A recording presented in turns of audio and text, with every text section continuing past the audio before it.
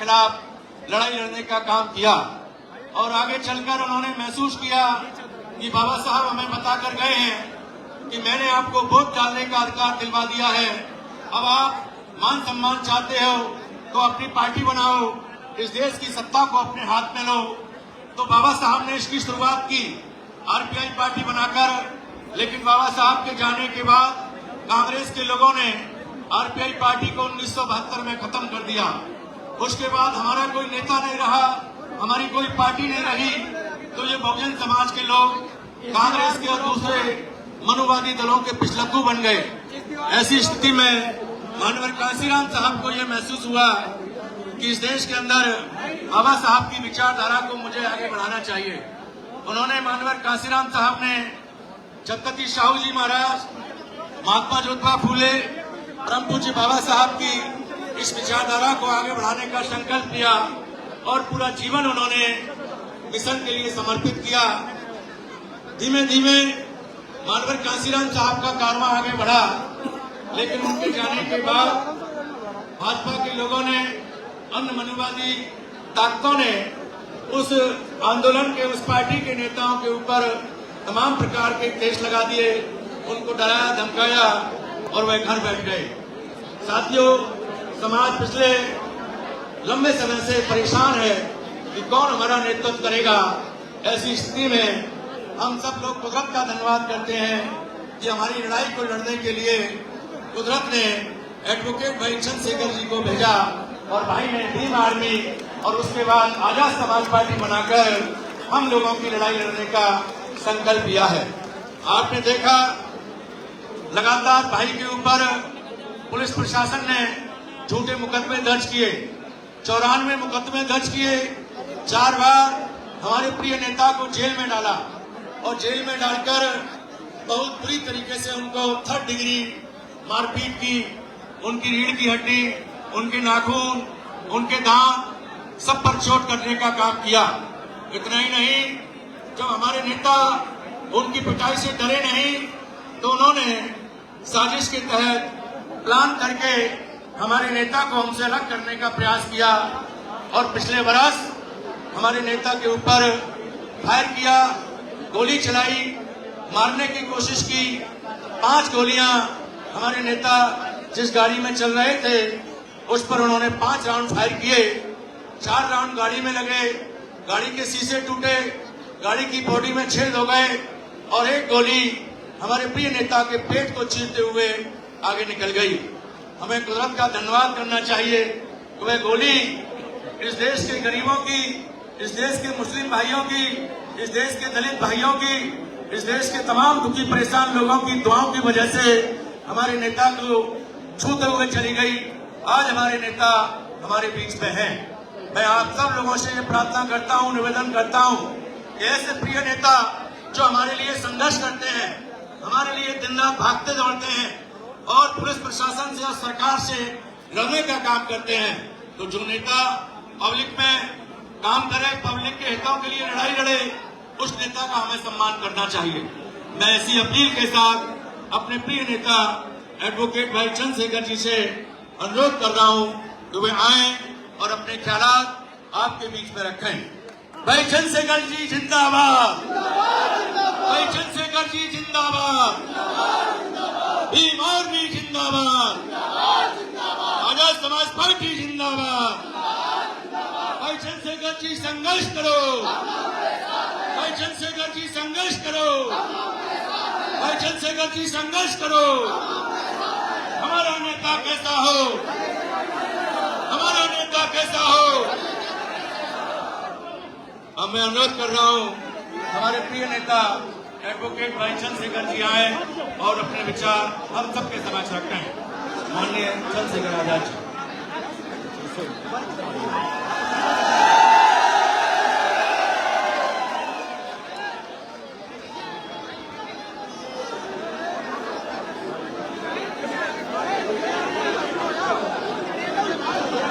जय भीम, जय भारत, जय संविधान। नमस्कार, आदाब, सत श्री अकाल। अपनी बात को शुरू करते हुए मैं बहुजन समाज में जन्मे सभी संतों, गुरुओं और महान पुरुषों को नमन करता हूं। नमन इसलिए करता हूं कि जब इतिहास को पढ़ते हैं, जानकारी हासिल करते हैं, तो ये एहसास होता है कि अगर वो महापुरुष ना होते तो शायद आज भी हम जानवरों से पूरी जिंदगी इस देश में जी रहे होते। इसलिए उन सब महापुरुषों को जिनकी वजह से हमें जानवरों से के जीवन से निकलकर आत्मसम्मान, स्वाभिमान का जीवन दिलवाने का जो प्रयास संविधान के सफर तक हुआ है, मैं उन तमाम महापुरुषों को आगरा की इस क्रांति धरा से अपने श्रद्धा के सुमन अर्पित करता हूं, उनको नमन करता हूं। महामानव तथागत बुद्ध, संत शिरोमणि सदगुरु रविदास, गुरु नानक देव, भगवान वाल्मीकि महाराज, गुरु घासीदास, गुरु कबीर, नारायणा गुरु, उनके साथ साथ राष्ट्रपिता ज्योतिबा फूले। आपने राष्ट्रपिता ज्योतिबा फूले, मां सावित्रीबाई फूले के जीवन पे बनी मूवी देखी नहीं देखी बताओ? देख के कुछ समझ आया नहीं? आज कौन था वो जो चाहता था कि आप पढ़ ना पाए?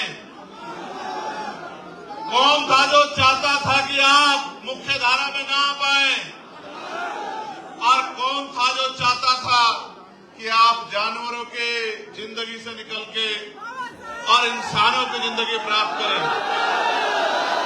प्यारे साथियों, मैं इस क्रांति धरा से एक बार पुनः राष्ट्रपिता ज्योतिबा फूले और मां सावित्रीबाई फूले और सम्राट अशोक को बहुत बहुत नमन करता हूं।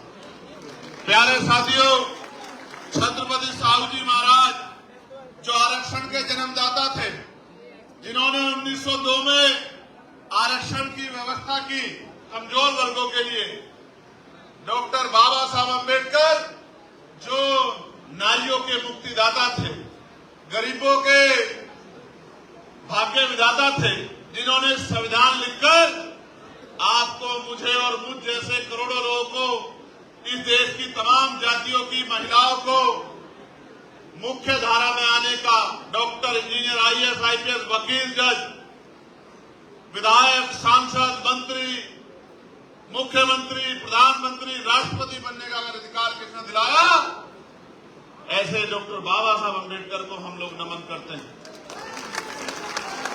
बाबू जगदेव प्रसाद कुशवाहा को, जननायक कपूरी ठाकुर को, चौधरी महाराज सिंह भारती को, महामना रामसु वर्मा को, संत राम बीए प्रजापति जी को, ब्रह्मानंद लोधी जी को, मां फातिमा शेख को, मां अवंतिका बाई लोधी को, मां छलकारी बाई को, तमाम वो वीरांगनाएं जिनका योगदान रहा है, मां अहिल्याबाई होलकर, मान्यवर दीना भाना वाल्मीकि जी और मान्यवर साहब श्री काशीराम जी को भी मैं उनके चरणों में नमन करता हूं।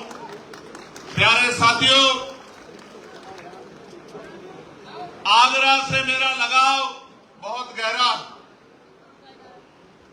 आगरा से मेरा प्यार भी बहुत गहरा।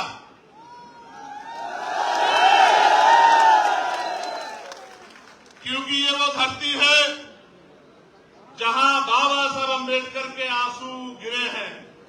इस धरती पर कर्ज है और हम उनकी असली औलादे हैं। हम कर्ज उतारना जानते हैं।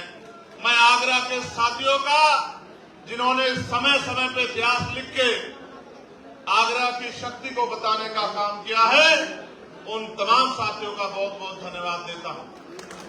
जितने संगठन के लोग आज यहां अपना प्यार आशीर्वाद देने के लिए आए हों, चाहे वो हमारा भीम नगरी का कार्यक्रम हो, चाहे हमारी महिला मोर्चे की जो यहाँ संगठन चलते हैं महिला विकास के लिए, चाहे उनके हमारे नेता कार्यकर्ता हों, चाहे हमारे व्यापार मंडल के साथी हों, चाहे हमारे लीगल सेल के साथी हों, चाहे हमारे अनुशासन समिति के साथी हों या हमारे भाईचारा कमेटी के साथी हों, मैं इस मंडल के सभी मंडल के, जिले के, विधानसभा के और गांव में अंतिम वो व्यक्ति जो बाबा साहब अम्बेडकर का झंडा पकड़ के घूम रहा है, उन साथियों को भी बहुत बहुत धन्यवाद देता हूं।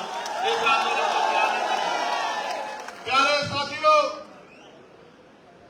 आगरा, और जब मैंने कहा कि आगरा से मेरा प्यार है तो उसका कारण भी बहुत बड़ा है।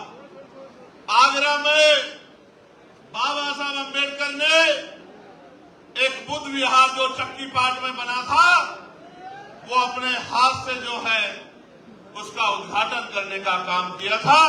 वो हमारी धरोहर भी यही है और यही बाबा साहब की अस्थियां भी रखी गई है। ये आगरा ऐसे क्रांति धरा नहीं बना, कई बार खूनी संघर्ष में भी आगरा ने अपनी शक्ति का एहसास कराने का काम किया है। ये आगरा, इसको देश जानता है। मैं अपनी पार्टी के जो सम्मानित राष्ट्रीय कोर कमेटी के नेतागण भाई अमित कसाना जी, भाई सतपाल चौधरी जी जो मेरे साथ चल के आए, मैं उनका भी बहुत बहुत धन्यवाद करता हूं। मैं हमारी पार्टी के प्रदेश के अध्यक्ष और प्रदेश कमेटी के तमाम नेताओं का भी धन्यवाद करता हूं और मैं अपने भीम आर्मी के बहादुर भाइयों का भी बहुत बहुत धन्यवाद करता हूं। अब उनको अगर वो मेरी बात पे मजबूती से पहरा दे दें तो मैं उनको ये भी बता देना चाहता हूं कि फिर उनके खिलाफ कोई अन्याय या गरीबों के खिलाफ कोई अन्याय यहां नहीं हो पाएगा। सम्मानित साथियों, मैं चाहता था कि इस बात को मैं सबसे बाद में रखूं, लेकिन 2 दिन पहले जिस तरह का सलूक यहां की पुलिस ने हमारे कार्यकर्ताओं पदाधिकारियों के साथ किया है, मैं डंके की चोट पे ये कहना चाहता हूं कि हम स्वाभिमानी लोग हैं, ना हम किसी पे अन्याय करते हैं और ना कभी हम अन्याय सहते हैं। समय आने दीजिए, अन्याय करने वालों से सूद समेत हिसाब किया जाएगा। मेरी बात को अभी अगर किसी ने कोई अपराध किया है, उसकी सजा उसको कोर्ट देगा। आप अपराधी को गिरफ्तार करें, जांच करें, कोर्ट में रिपोर्ट पेश करें।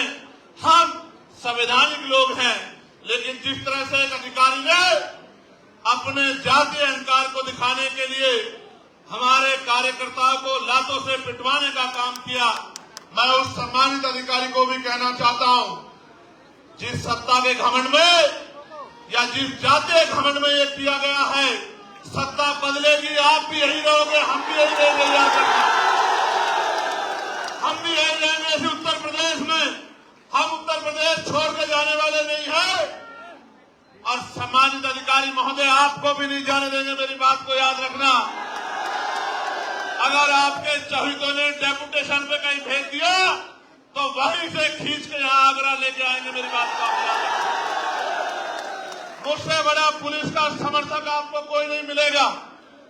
आजादी के 75 साल में अगर पार्लियामेंट में पुलिस के भाइयों को भी न्याय मिले, 8 घंटे की ड्यूटी उनको अन्य कर्मचारियों की तरह करने का मौका मिले, सप्ताह में उन्हें 1 दिन छुट्टी मिले, उनकी बॉर्डर स्कीम खत्म की जाए, उनकी वेतन विसंगतियां दूर की जाए, ये मामला भी अगर पार्लियामेंट में किसी ने उठाने का काम किया तो आपके चंद्रशेखर आजाद ने किया। आप अच्छा करोगे तो सर माथे रखेंगे, आपका सम्मान करेंगे, और अगर आप अन्याय करोगे तो अन्याय करने वाले अपराधी के साथ जिस तरह का सलूक होता है उसी तरह का सलूक आपके साथ होगा। इस बात को आप याद रखना। सम्मानित साथी, प्यारे भाइयों, ये प्रबुद्ध सम्मेलन है जहां दूसरी पार्टियां एक जाति को प्रबुद्ध बता के प्रबुद्ध सम्मेलन करने का काम करती है और बाबा साहब अम्बेडकर के संविधान में जो समता समानता की बात कही गई है, उस समता समानता को नीचा दिखाने का काम करती है, ये बताने का काम करती है कि देश में एक ही जाति एक ही धर्म प्रबुद्ध है और बाकी लोग प्रबुद्ध नहीं है।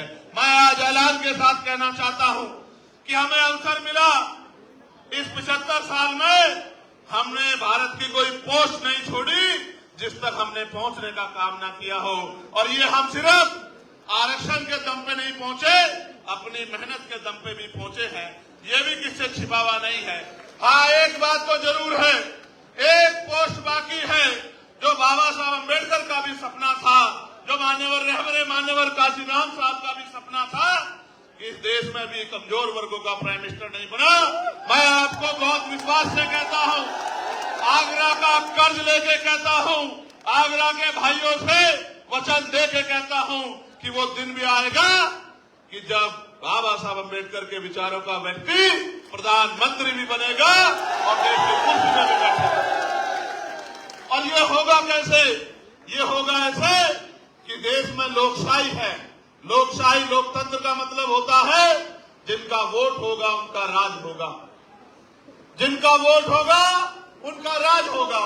यही लोकशाही का पैमाना है। और वो एक नारा ये है कि जिसकी इतनी संख्या बारी उसकी उतनी हिस्सेदारी। नारा ये है कि वोट हमारा राज तुम्हारा, नहीं चलेगा, नहीं चलेगा।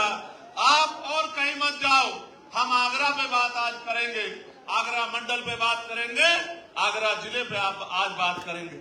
यहाँ हमारे पास व्यापारी भी है, यहाँ हमारे पास शिक्षक भी है, यहाँ हमारे पास डॉक्टर भी है, यहाँ हमारे पास इंजीनियर भी है, यहाँ हमारे पास वकील भी है, यहाँ हमारे पास जज भी है। सब कुछ होते हुए भी बाबा साहब ने तो ये कहा था कि जिस समाज में 10 डॉक्टर, 10 इंजीनियर, 10 वकील तैयार हो जाएंगे, उस समाज के अधिकारों को कोई छीन नहीं सकता है। लेकिन आज आप देखो किस तरह आपके अधिकारों को लूटा जा रहा है। छीना नहीं जा रहा है, लूटा जा रहा है, डकैती पड़ रही है आपकी नौकरियों पे, आपके रोजगारों पे, आपके बिजनेस पे, आपके साथ जुल्म जाति अन्याय हो रहा है। आज एक बहुत बड़े सज्जन उम्र में मेरे पास आए, मेरी तस्वीर लेके आए, मेरे सर पे हाथ रखा और एक बहुत बड़ी बात मुझसे कही और ये कहा कि मेरा आशीर्वाद आपके साथ है। मैं आगरा इसलिए भी आया हूं कि मैं आगरा के लोगों को पूछना चाहता हूं, मैंने क्या गलत किया है आगरा के लोगों? मैंने वही काम किया जो मान्यवर साहब काशीराम ने किया। मैंने उनके अलावा कोई गलत काम नहीं किया। बाबा साहब अम्बेडकर ने जब वोट का अधिकार दिलाया तो ये नारा दिया कि आज मैंने रानी का पेट चीर दिया है, राजा बैलेट बॉक्स से तैयार होगा, आपकी वोट से तैयार होगा। और उन्होंने दल बनाया, उन्होंने इंडिपेंडेंट लेबर पार्टी बनाई। जब उससे भी समाज शासन नहीं बना तो उन्होंने शेड्यूल कास्ट फेडरेशन बनाया। जब उससे भी समाज शासन नहीं बना तो उन्होंने आरपीआई बनाई। जब आरपीआई बन गई उससे पहले ही बाबा साहब अम्बेडकर हम लोगों को छोड़कर चले गए। आरपीआई बन गई, मान्यवर काशीराम साहब आरपीआई के आंदोलन को आगे बढ़ाना चाहते थे।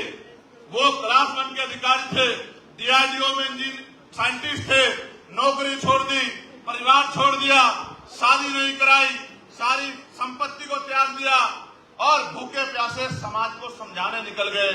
जब वो समाज को समझा रहे थे तो समाज कांग्रेस को वोट देता था, अन्य पार्टियों को वोट देता था।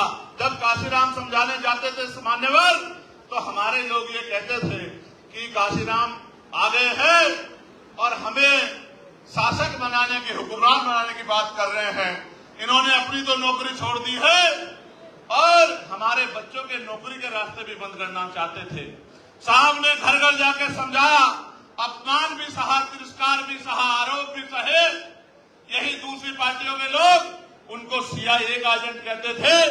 तमाम परेशानियां उठाने के बाद उन्होंने अपना लक्ष्य नहीं छोड़ा और जब आरपीआई ने मौका नहीं दिया तो उन्होंने अपनी पार्टी बनाई, अपना संगठन बनाया, समाज की जड़ें पैदा की, घर घर जाके लोगों को जगाया, गिरे पड़े समाज में नेता बनाने का काम किया। और आज उनकी बदौलत उनसे सीख लेके मेरे जैसे लोग, आपके जैसे लोग तैयार होके पिछले आंदोलन में आहुति देना चाहते थे, उसी आंदोलन को कामयाब करना चाहते थे, उसी आंदोलन को दिल्ली ले जाना चाहते थे। लेकिन जब उन्होंने दरवाजे बंद कर लिए तो समाज की रक्षा के लिए और महापुरुषों के कारवा को आगे बढ़ाने के लिए, बाबा साहब अम्बेडकर के वोट के अधिकार की रक्षा करने के लिए और जुल्म जाति को रोकने के लिए हमने भी संगठन बनाया, समाज की सेवा की, जेलें काटी, लाठियां खाई, दांत तोड़ दिए गए, रीढ़ की हड्डी तोड़ दी गई, तमाम तरह के जुल्म किए, इनसे भी पेट नहीं भरा तो गोली चलाई गई।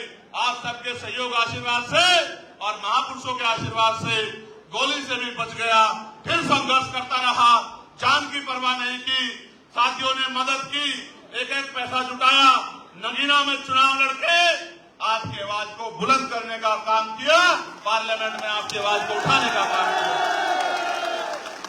जब मान्यवर काशीराम साहब ने बाबा साहब की बात को आगे बढ़ाने के लिए आरपीआई में मौका न मिलने के बाद बाबा साहब के रास्ते को, बाबा साहब के सपने को, बाबा साहब के संघर्ष को आगे बढ़ाने के लिए जब उन्होंने पार्टी बनाई, तो मैंने भी जब पिछले आंदोलन ने मौका नहीं दिया, तमाम तरह के आरोप लगाए, आपकी रक्षा सुरक्षा के लिए, आपके हक अधिकारों के लिए आजाद समाज पार्टी के रूप के नाम पर दल बना के आपकी शक्ति बनाने का काम किया। और आप ये बताओ, जब व्यापारी भाइयों ने मुझे एक डिमांड भेजी कि भैया टैक्स में छूट होनी चाहिए, तो बताओ आगरा के साथियों, मैंने उस आवाज को उठाने का काम किया है नहीं किया, और आपकी मदद कराने का काम किया नहीं किया।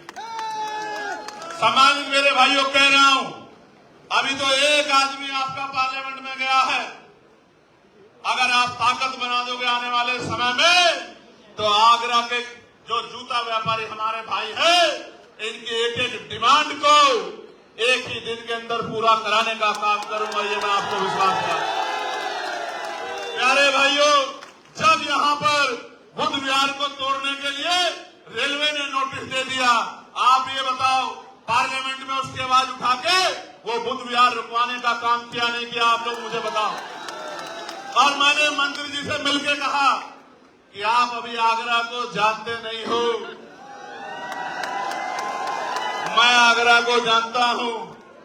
आगरा के लोगों का जब दिमाग खराब होता है तो आगरा से दिल्ली दूर नहीं है। प्यारे साथियों, याद है ना बाबा साहब ने क्या कहा था? 18 मार्च 1956 को इसी आगरा की धरती पर उन्होंने कहा था कि मुझे मेरे पढ़े लिखे लोगों ने धोखा दिया है, मैं इस समाज को, इस कारवा को जहां तक पहुंचाना चाहता था वहां तक नहीं पहुंचा पाया हूं।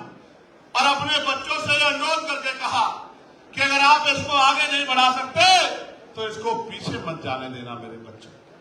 आज आप बताओ, कारवा आगे गया है या पीछे हटा? ईमानदारी से बताओ। नहीं, मैं ये समझता हूं कि आपको गंभीरता सोचना चाहिए कि कारवा आगे इसलिए नहीं गया कि आज भी जाति धर्म के आधार पर जुर्म, जाति, अन्याय, अत्याचार जारी है, और आज भी हम लोग रोटी रोटी के लिए मोहताज हैं। आज भी हमारी बहनों का अपमान होता है। अभी आपको कुछ दिन पहले याद होगा कि मुझे मथुरा आना पड़ा था। क्यों आना पड़ा था मथुरा, पता है नहीं पता है?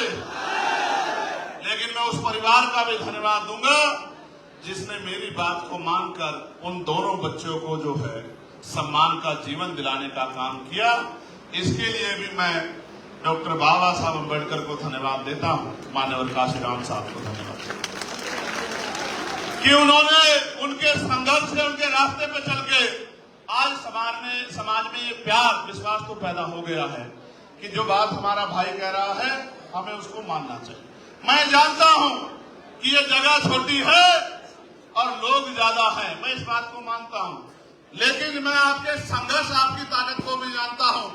अगले 30-40 मिनट इसी तरह से डटे रहिए कि लोगों को ये पता लग जाए कि अब समय बदलने वाला है, अब गरीबों के घरों में भी रोशनी पहुंचेगी, अब समय बदलने वाला है। प्यारे साथियों, बाबा साहब ने और कुछ भी कहा था जिसकी तरफ मैं आपका ध्यान आकर्षित करूंगा। 18 मार्च 1956 को उन्होंने कहा, अब मैं बूढ़ा हो चला हूं, बीमार रहता हूं, जहां तक लोगों को जगाना चाहता था ग्रामीण क्षेत्रों तक जगा नहीं पाया हूं। मैं अपने चारों तरफ देखता हूं, एक भी ऐसा नौजवान दिखाई नहीं देता जो इस तंबू का बंबू बनके इस आंदोलन को आगे बढ़ा सके। इसलिए मैं समाज से अपील करता हूं कि समाज आगे निकल के आए और इस आंदोलन को चलाए। तो काशीराम साहब क्या कहते हैं कि मुर्दा लोग मिशन नहीं चलाते और जिंदा लोग मिशन को नहीं रुकने देते। आज मैं आपको एक सच्चाई बताता हूं। क्या और लोगों की तरह मैं किसी दूसरे दल में जाके MP MLA नहीं बन सकता था क्या? बताओ ईमानदारी से, बन सकता था नहीं बन सकता था? लेकिन क्या मैं वहां बाबा साहब अम्बेडकर और मान्यवर काशीराम साहब के विचारों का प्रचार प्रसार कर सकता था क्या भाई? आज तो हर कोई बाबा साहब की बड़ी सी फोटो लगाता है। लगाता है नहीं लगाता है? क्यों लगाता है पता आपको? इसलिए लगाता है कि बाबा साहब के चाहने वाले ज्यादा हैं और आज ये बात घर घर तक पहुंच रही है, इसलिए बड़े बड़े फोटो लगाते हैं। लेकिन क्या बाबा साहब के विचारों पे भी चलते हैं क्या? अगर बाबा साहब के विचारों पे चलते तो महापुरुषों के नाम पे बने जिलों का नाम क्यों बदलते? आप अपने मन से सोच के देखो। आगरा के मेरे साथियों जो आपके सम्मान की लड़ाई लड़ने की बात करते हैं, उन्होंने प्रमोशन में रिजर्वेशन पे किस तरह शेड्यूल कास्ट के लोगों का गला काटने का काम किया, ये भी किससे छिपा हुआ नहीं है। ये भी बात आपको याद रखनी चाहिए। सम्मानित साथियों, हम तो भाईचारा बनाने निकले हैं और आप मेरी इस बात पे गौर करना। इस बार जब बाबा साहब अम्बेडकर की जयंती आई थी, उस जयंती पे छुट्टी कराने के लिए पार्लियामेंट में संघर्ष करने का काम किसने किया आप बताओ? किसी और ने किया? अगर अकेला चंद्रशेखर इतनी लड़ाई लड़ सकता है, तो अगर 10-20 चंद्रशेखर पार्लियामेंट में चले गए तो फिर सोचना क्या होगा। मेरी बात को आप याद। आइए मैं बात आगे बढ़ाता हूं। मुस्लिम समाज के बड़े जिम्मेदार लोग बैठे हैं।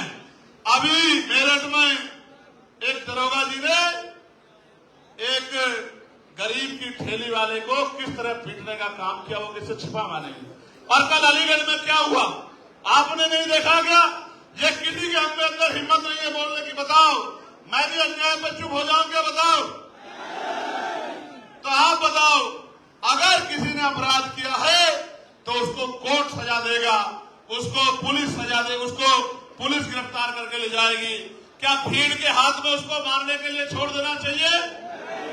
अभी तो आरोप भी तय नहीं हुए, पिछले कितने ऐसे आरोप लगे हैं और बाद में कोर्ट ने उस पूरे आरोप को गलत साबित करके उनको बाइज्जत बरी करने का काम किया है। वो बच्चे अपनी पर्ची दिखा रहे थे। ये जो बड़े बड़े मीट के कारोबारी हैं, आप ये फैक्ट्रियां पता करो कि ये मुसलमानों की है, दलितों की है, पिछड़ों की, आदिवासियों की है या सो कोड अपर कास्ट के लोगों की। ये सारी मीट की फैक्ट्रियां है जहां धड़ाधड़ जो है मीट का काम आगे बढ़ रहा है। उन बच्चों को किस तरह मारने का काम किया और ये मारपीट पुलिस की जानकारी में, पुलिस की सुरक्षा में हुई। जब रक्षक अपना काम छोड़ देगा तो फिर खाल उतरनी तो लाजमी है। आज बारातें रोकी जा रही हैं, आज आपके अधिकारों को लूटा जा रहा है। किसान भाइयों को कहा गया कि आपकी आमदनी दोगुना कर देंगे, आपको सब्सिडी देंगे। यूरिया में जो वजन होता था वो कम कर दिया, पैसे बढ़ा दिए, DAP में पैसे बढ़ा दिए और तमाम जगह लाइन लगती है।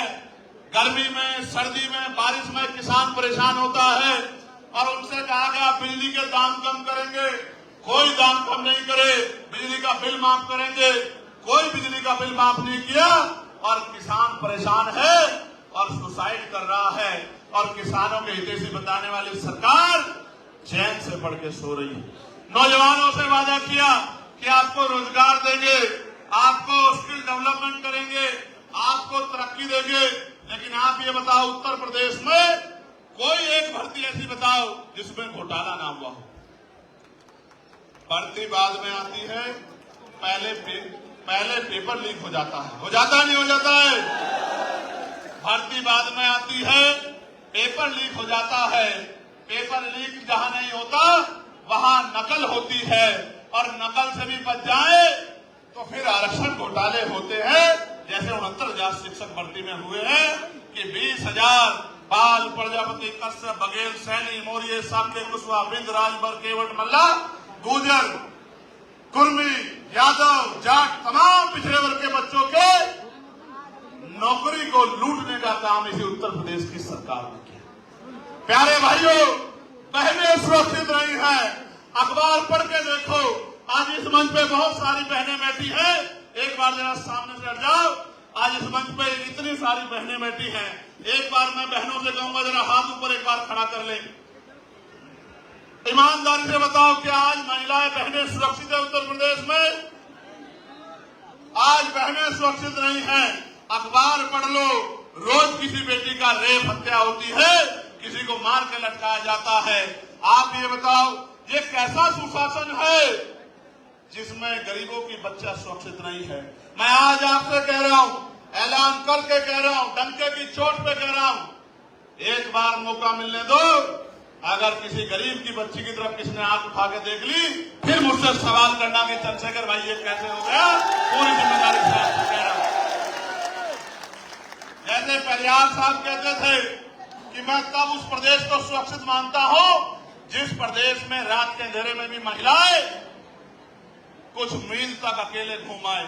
यहां तो आप घर में सुरक्षित नहीं है, बाजार में सुरक्षित नहीं है, ट्रेनों में सुरक्षित नहीं है, सार्वजनिक स्थलों में सुरक्षित नहीं है। और तरक्की कहते थे महिलाओं की तरक्की करेंगे, 5 किलो अनाज पे लाके रख दिया कि ये अनाज के चक्कर में रोजी रोटी को भूल जाएं, शिक्षा को भूल जाएं, रोजगार को भूल जाएं, अच्छी अस्पताल व्यवस्था को भूल जाएं। कल ही मैंने देखा बलिया में शर्म से सर झुक गया। एक बहन को खुले में डॉक्टर नहीं है, नर्स नहीं है, प्रसव पीड़ा हुई, खड़े खड़े उसको जो है उसकी डिलीवरी हुई, दूसरी महिला उस बच्चे को खून में लथपथ बच्चे को लेके बैठी है। ये व्यवस्था दी है इस सरकार ने। इस गरीब, किसान, पिछड़ा, दलित, मुसलमान विरोधी सरकार को उखाड़ के फेंकने के संकल्प को लेकर मैं आगरा आपके बीच आया हूं कि अब आपको कमर कस लेनी चाहिए। अब ज्यादा दिन नहीं देने हैं। 2012 से और 2027 तक 15 साल बैठते हैं। 15 साल बैठते हैं।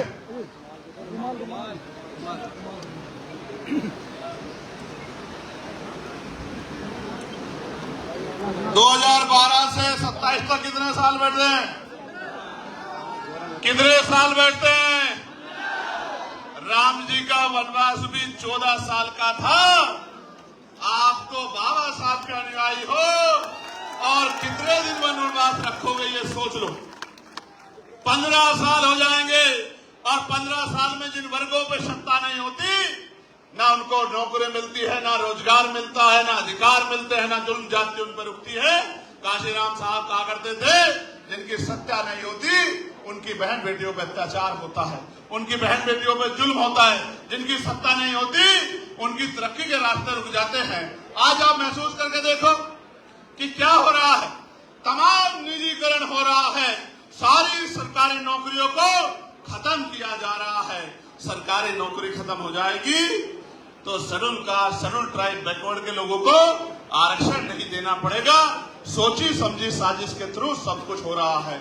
आज महसूस करके देखो, सरकारी नौकरी मिलती थी तो परिवार सुरक्षित हो जाता है। आगे सरकारी नौकरी नहीं आएगी, फिर क्या करोगे? मेरे वाल्मीकि समाज के भाई तख्तियां उठा के दिखा रहे हैं। आज मजबूरी में 7,000 रुपए, 9,000 रुपए, 11,000 रुपए, 15,000 रुपए काम लेते हैं।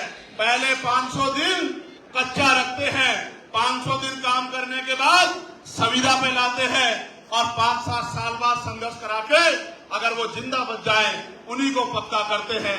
ये जो अन्याय हो रहा है निजीकरण के नाम पे, संविदा के नाम पे, ठेकेदारी के नाम पे, मैं आपको विश्वास दिला के कहता हूं कि सारे संविदा कर्मी भाइयों को पक्का करने का काम करेंगे। और आपके लिए इस कच्ची नौकरी को जो सफाई कर्मचारी काम शेड्यूल कास्ट, शेड्यूल ट्राइब के लोग करते हैं, बैकवर्ड के लोग करते हैं, इस सफाई कर्मचारी की नौकरी को पक्का करने का काम करेंगे। इस बात का मैं आपको विश्वास दिलाता हूं। और मैं तो चाहता हूं कि आप भी इस काम को छोड़ के जो schedule caste, schedule tribe, backward के लोग करते हैं, छोड़ो आप भी। ये उनको दे दो जो बहुत शुद्ध बनते हैं इस देश में, ये काम उनको दे दो कि वो कर ले।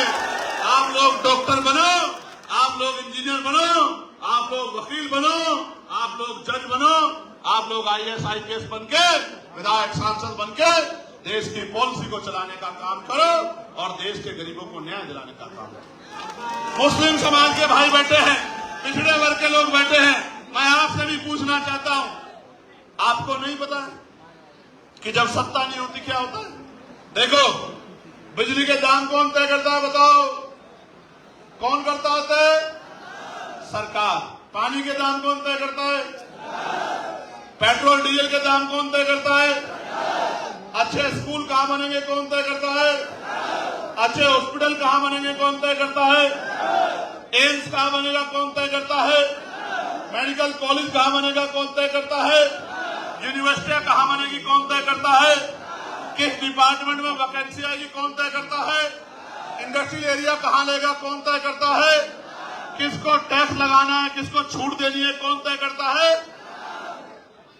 जब सब कुछ सरकार करती है तो आप ये समझो कि पिछले 15 साल से 27 में आप लोग सत्ता से बाहर हो, तो फिर जुल्म ज्यादती नहीं होगी तो आपके साथ क्या होगा? आज मैं आपको विश्वास दिला कहता हूं, आगरा के मेरे भाइयों, व्यापार मंडल के साथियों, भीम नगरी के साथियों, तमाम संगठनों के साथियों, पूरा मुस्लिम समाज आपकी तरफ देख रहा है कि अगर ये शेड्यूल कास्ट के लोग, शेड्यूल ट्राइब के लोग, बैकवर्ड के लोग चंद्रशेखर के साथ, आजाद समाज पार्टी के साथ खड़े हो जाए तो हम बाकी दलों को लात मार के चंद्रशेखर आजाद के साथ जाके खड़े हो जाएंगे।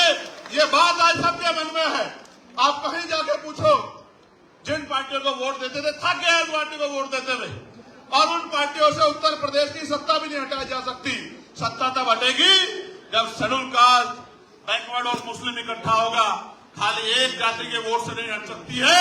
इसलिए मैं आपको कहता हूं, अब आपको बूथ का संगठन बनाना है, सेक्टर का संगठन बनाना है, घर घर जाके व्यवहार पैदा करके भाईचारा कमेटियां बनानी है, बहनों को जागरूक करके बहनों के सम्मान की रक्षा करते हुए उनके आने वाले कल को बताकर आपको उनको तैयार करना है। पढ़ने वाले बच्चों को स्कूल की तरफ ले जाना है, संघर्ष करने वाले बच्चों को रोजगार की तरफ ले जाना है। जिन पे घर नहीं है उनको पक्का मकान, और जमीन भी नहीं है तो जमीन और पक्का मकान बनाकर देने का काम हम लोग करेंगे। इस बात का भी मैं आपको विश्वास दिलाता हूं। 3 चीजें हम लोग प्रमुखता से करेंगे।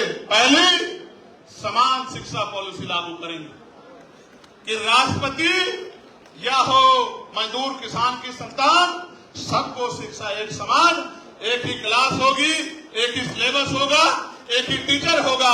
किसान का बच्चा भी वहीं पढ़ेगा और विधायक का बच्चा भी वहीं पढ़ेगा, जिलाधिकारी का बच्चा भी वहीं पढ़ेगा, SSP का बच्चा भी वहीं पढ़ेगा। तब आप देखना ये जो प्राइवेट स्कूलों में जेब कटाई हो रही है ये बंद हो जाए। दूसरा, समान हेल्थ पॉलिसी लागू करेंगे। इलाज की कमी के कारण मैंने अपने पिता को खो दिया। उस दिन संकल्प कर लिया कि किसी के पिता को बचाने के लिए जो भी जान लगानी पड़ेगी वो जान लगाने काम करूंगा। सड़कों पे संघर्ष किया, आवाज उठाने का काम किया, तमाम लड़ाई लड़ने का काम किया। फिर बाद में समझ आया कि बिना सत्ता के पॉसिबल नहीं है। क्यों पॉसिबल नहीं है? इसलिए पॉसिबल नहीं है कि जिनको ये पॉलिसी बनानी है उन्हीं के तो स्कूल हैं, नेताओं के तो स्कूल हैं, नेताओं के तो कॉलेज हैं, नेताओं के तो हॉस्पिटल हैं, तो वो अपना नुकसान क्यों करेंगे? इसलिए उस दिन समझ में आया कि सत्ता बनानी पड़ेगी, बाबा साहब की बात माननी पड़ेगी। बाबा साहब ये कहते हैं, political power is the master की, इट इज द मास्टर की by which can you open and each every door of your success. कि आप अपनी सारी परेशानियों के रास्ते खोल सकते हैं, दरवाजे खोल सकते हैं अगर सत्ता आपके पास है। फिर सड़कों पर निकल गए, धोल फाकी, जुल्म जाति सही, अन्याय में लड़ते हैं। और आज मैं धन्यवाद दूंगा नगीना के साथियों का। आप भी दोनों हाथ उठा के धन्यवाद दो नगीना का, कि नगीना के लोगों ने आपको मौका दिया, और जब आपको मौका दिया तो पूरे देश ने आपका हुनर देखने का भी काम किया। आज मैं मुस्लिम भाइयों को बता रहा हूं, 29 तारीख में मुजफ्फरपुर में, बिहार में वक्फ के विरोध में और पीटीएमसी एक्ट जो है, जो बोधगया पे अवैध कब्जा किया गया है, उसके विरोध में 29 तारीख को रैली है, जहां सब लोग चैन से बढ़कर सो रहे हैं। इस हक की लड़ाई को लड़ने का काम भी आजाद समाज पार्टी काशीराम और भीम आर्मी कर रही है। ये बात भी मैं आपको बताना चाहता हूं। हालांकि ये सच है कि मेरे पिताजी मुख्यमंत्री नहीं थे, मेरी मां मुख्यमंत्री नहीं थी, और अच्छा भी है नहीं थी, वरना आप कहते कि ये तो चम्मच वाला है। मैं आपको कहना चाहता हूं, ना मैं चम्मच वाला हूं, ना आपको चम्मच वाला बनने दूंगा। आपको भी मान सम्मान की जिंदगी मिले, आपको भी रोजगार मिले, आपकी भी ताकत बढ़े, इसके लिए हम लोगों को संघर्ष करना पड़ेगा। प्यारे साथियों, आप मुझे बताओ, क्या इस लड़ाई को हमें कामयाब करना चाहिए, नहीं करना चाहिए? दोनों हाथ उठा के बताओ जोर से। करना चाहिए, नहीं करना चाहिए? क्यों करना चाहिए, इस बात को भी समझो। जब तक हम पे ताकत नहीं बनेगी, थाने कचहरियों में हमें न्याय नहीं मिलेगा। अधिकारी कर्मचारी हमारे नहीं सुनेंगे। जो पॉलिसी हम लोग बनाएंगे वो पॉलिसी आप तक नहीं पहुंचेगी, उनका लाभ आपको नहीं मिलेगा। हर पॉलिसी को लेने के लिए आपको रिश्वत देनी पड़ेगी। ये बात भी मैं नहीं मानता सही, इसलिए हर पटल पे हमें काम करना है। तो आगरा के मेरे साथियों, इस पूरे आगरा मंडल के साथियों, जो आप यहाँ पहुंचे हैं और इतनी बड़ी संख्या में 92 में, चित्तौड़ साहब 92 में हमारी एक बड़ी नेता जो है वो इसी हॉल में आई थी, आगरा के लोग ही लेके आए थे।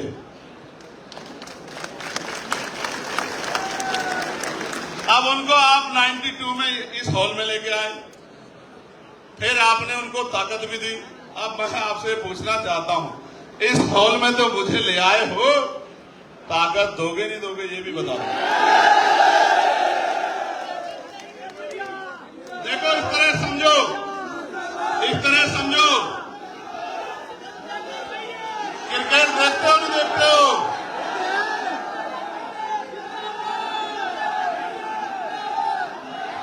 क्रिकेट देखते हो नहीं देखते हो बताओ? तो पहले नाम होता था सचिन तेंदुलकर साहब का, उनसे पहले सुनील गावस्कर साहब का, फिर उनके बाद सौरव गांगुली साहब का, फिर उनके बाद सहवाग साहब का, फिर आया एक लंबे बालों वाला जिसने सारे पुरानों को भुला दिया और आज भी जिसका डंका बजता है, भले ही आज उसके पास कुछ ना हो। उसके बाद आए कोहली साहब, फिर आए सूर्य कुमार यादव साहब, और आजकल बहुत शुभमन गिल और पता नहीं क्या क्या बड़े बड़े नौजवान, और अभी एक और वो सूर्यवंशी आ गया है, हमारा छोटा भाई रिंकू उसको कहते हैं।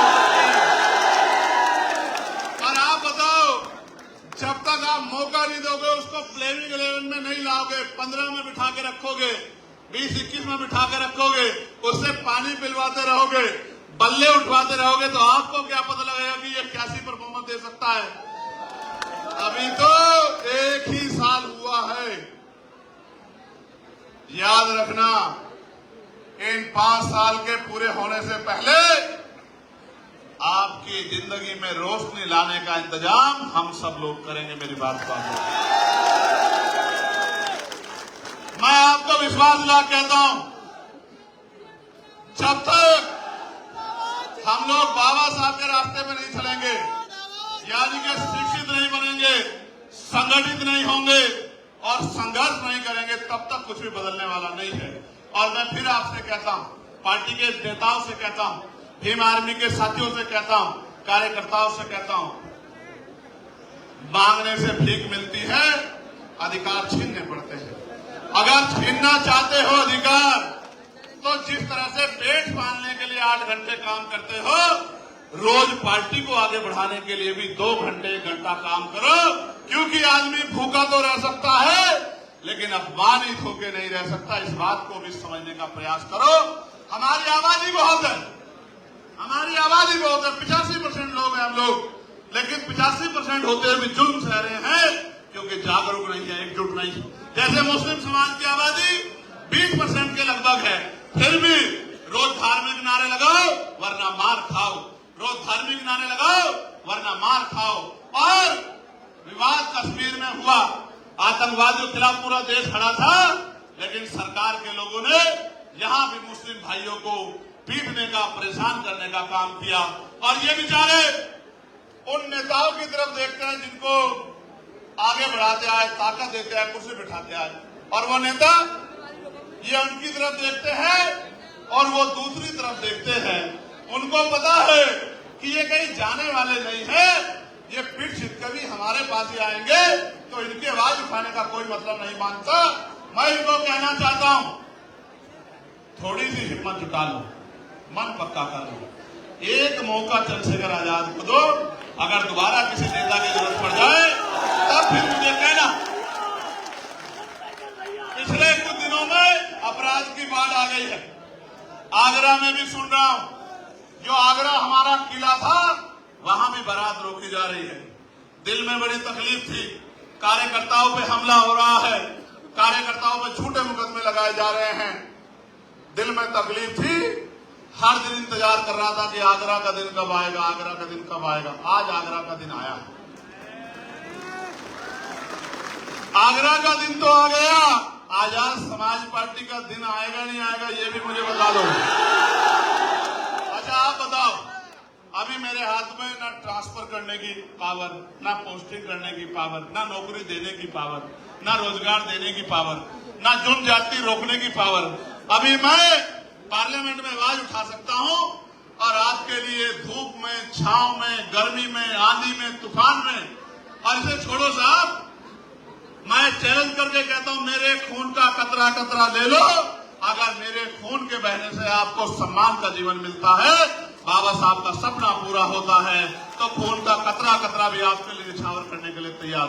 क्या मुझे और कोई परीक्षा देनी है? अपने दिल पे हाथ रख के बताओ, क्या और कोई परीक्षा देनी है मुझे? तो सिर्फ नारे लगाने से काम नहीं चलेगा। जब तक आप बूथ कमेटी नहीं बनाओगे, भाईचारा कमेटी नहीं बनाओगे, अनुशासन पैदा नहीं करोगे, संगठन नहीं बनाओगे, विश्वास पैदा नहीं करोगे, लोगों के साथ व्यवहार बना के उनको साथ लाने का काम नहीं करोगे, तब तक कुछ भी बदलने वाला नहीं। इसलिए बताओ, बदलोगे नहीं बदलोगे? सोच समझ के बताओ, बदलोगे नहीं बदलोगे? आप सोचो, ना स्कॉलरशिप मिल रही है, ना एजुकेशन मिल रही है, ना अच्छा इलाज मिल रहा है, ना रोजगार मिल रहा है, ना लोन मिल रहा है, ना टैक्स में छूट मिल रही है। मिल रहा है तो एक चीज इस सरकार में, अपमान, अन्याय, जुर्म, जाति, और जो जमीनें हमें मिली थी उन जमीनों को भी लूटने का काम ये सरकार कर रही है। तो इस सरकार का जाना जरूरी है नहीं जरूरी है बताओ? तो सोचो, सरकार चली गई, लेकिन अगर आपकी नहीं बनी तो आपके हिस्से में क्या आया? समझे नहीं समझे? भाई ये फोन इस हाथ में था, अब इस हाथ में चला गया, आपके हिस्से में क्या आया? आप बीच में खड़े हो जाओ दीवार बन के कि ये ताकत इधर से जाएगी तो हमारे पास आएगी, इस बात को दीवार बन के खड़े हो जाओ। सुबह हो शाम, आप चाहे ईंटें उठा रहे हो, भट्टे पे हो, कोलू पे हो, रिक्शा चला रहे हो, कोई छोटी दुकान चला रहे हो, रेडी पटरी पे हो, एक ही बात आपके कान में गूंजनी चाहिए, जो बात आपसे कह के यहां से विदाई लूंगा कि हमें अपनी ताकत 2027 में बनानी है। ये बात आपके कानों में हर समय गूंजनी चाहिए। और 2-3 नारे आपको मेरे साथ लगाने हैं। तैयार हो? ये जो मंच के लोग हैं ये भी तैयार है नहीं तैयार है? हमारी सेना जिंदाबाद, भारतीय सेना जिंदाबाद, हमारे अर्धसैनिक बल जिंदाबाद, हमारे अर्धसैनिक बल जिंदाबाद, देश का किसान जिंदाबाद, देश का मजदूर, देश का नौजवान जिंदाबाद,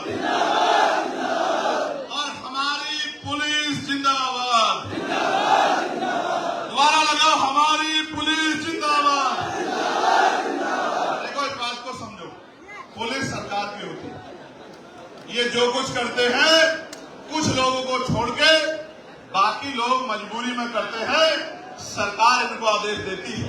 कल आपकी ताकत बनेगी तो ये अनुशासित होके संवैधानिक तौर पे काम करेंगे।